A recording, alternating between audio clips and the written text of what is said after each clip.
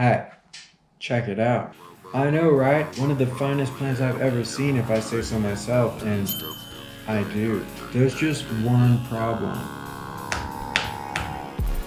Now, if I were an intergalactic voyager and was trying to keep this plant, its roots, and the soil in its container, well, contained out of consideration for the skin, lungs, and eyeballs of the other astronauts aboard the starship, then this glued down gravel might serve a purpose. Here's the thing though, as of the recording of this video, I'm on Earth, subject to gravity, and as far as I'm aware, there's nobody in my life with the means to blast my ass with a space gun.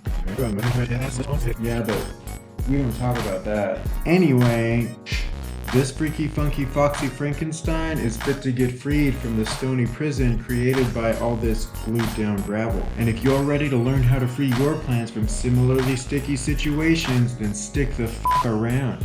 Because in this video, Poppy, Yabonton Melon, the strikingly attractive lady space cowgirl and I are gonna get into all that shit.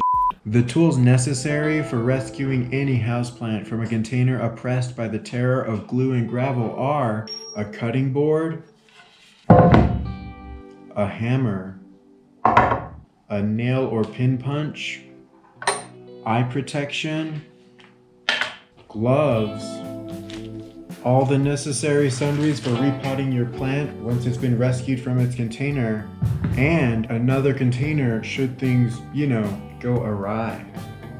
A quick point about the gloves. Depending on the type of plant you are rescuing, these may not be necessary. In this case though, we are dealing with two species of plant that have been grafted together, both of which have spines and both of which are toxic to cats, dogs, and humans.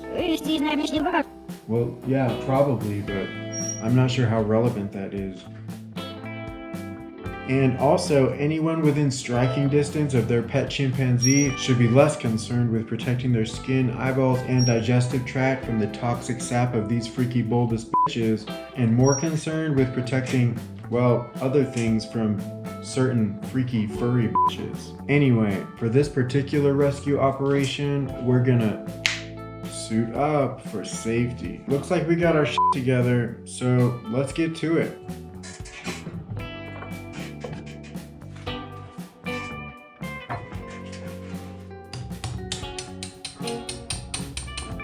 The reason we are using a nail punch instead of a chisel is in order to take advantage of its blunt tip, as opposed to the tapered point of a chisel. As the blunt end of this tool is forced into the gravel by the hammer, it sends the gravel downwards into the potting soil encased inside this idiotically glue and gravel adorned container, whereas the tapered point of a chisel might instead split the glued gravel, sending it inwards and forcing it into the stem of our freaky friend of a Frankenstein plant, as well as outwards and into the interior edge of the container. By using a blunt-tipped nail or pin punch, we are much less likely to damage our plant or break its container. While I'm not a huge fan of this particular container and do plan to pot this gorgeous goddess of a grafted coral cactus into a different one once it's, on the outside, I'd still like to keep the container intact, as down the road I'm sure I'll have the chance to occupy it with another member of my already idiotically gigantic host of happy houseplants. We're going to use gloves to handle this plant as it has spines and is toxic. Some call this plant the Frankenstein of succulents, and that's because it's actually a combination of two different species of plants that have been grafted together in a form of freaky botanical surgery, just like the way Dr. Frankenstein created his monster by sewing together lots of bits of dead flesh from the freshly exhumed bodies of his recently deceased friends and neighbors. The stem of this show-stopping star of a succulent is a member of the species Euphorbia nerreifolia, or holy milkhead, and the pokey wrinkly top bits belong to the species scientifically identified as Euphorbia lactea and known commonly as coral cactus.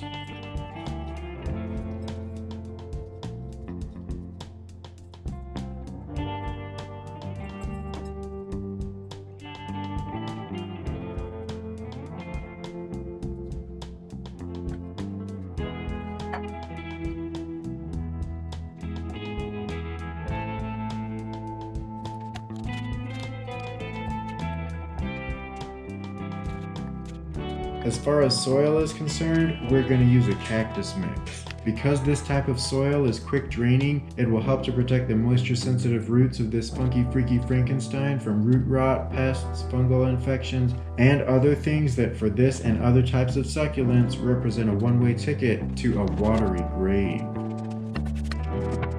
For the same reasons, and because we're not stupid dumb we're also going to pot this plant into a container equipped with a drainage hole.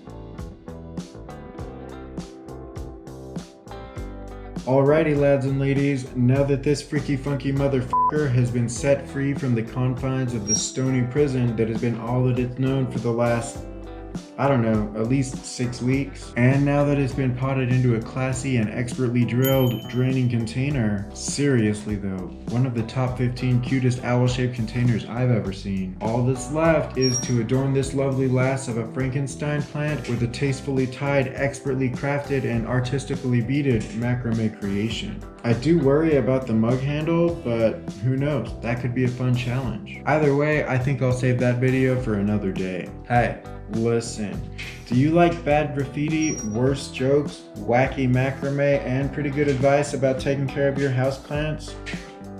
Well then fucking subscribe. What?